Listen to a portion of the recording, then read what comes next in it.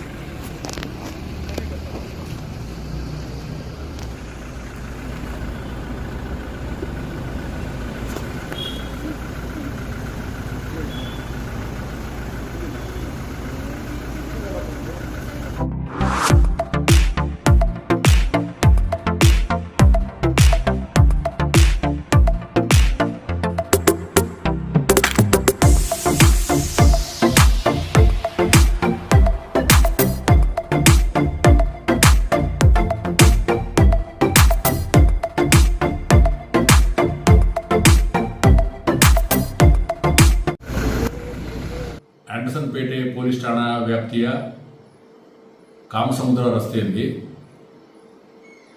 ಇದರಲ್ಲಿನ ಫಿರ್ಯಾದಿ 17 ವರ್ಷದ ಯುವತಿ ತನ್ನ ಯಾರ ಜೊತೆಗೆ ಆಕೆಯ ಮದುವೆ ಫಿಕ್ಸ್ ಆಗಿತ್ತು, ಇನ್ನೂ ಮದುವೆ ಆಗಿಲ್ಲ, ಮದುವೆ ಫಿಕ್ಸ್ ಆಗಿತ್ತು, ಮುಂದೆ ಮದುವೆ ಮಾಡ್ಕೋಬೇಕು ಅನ್ನುವ ಸಂದರ್ಭದಲ್ಲಿ, ಅಂದರೆ ಮುಂದೆ ಮದುವೆ ಮಾಡ್ಕೋಬೇಕು ಅನ್ನೋ ಪ್ಲ್ಯಾನಲ್ಲಿ ಇದ್ದರು ಅವರು.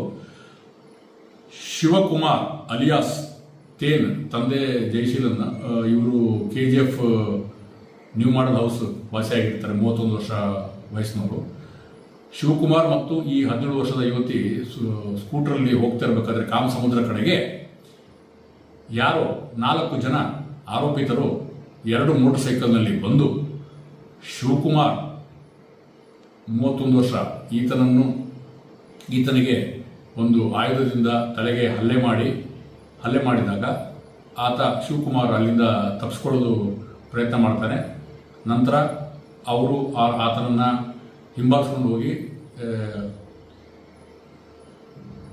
ಹಲ್ಲೆ ಮಾಡಿ ಕೊಲೆ ಆಗಿರುವುದಾಗಿ ಈ 17 ವರ್ಷದ ಯುವತಿ ನೀಡಿದ ದೂರಿನಂತೆ ಪ್ರಕರಣ ದಾಖಲಾಗಿರುತ್ತದೆ.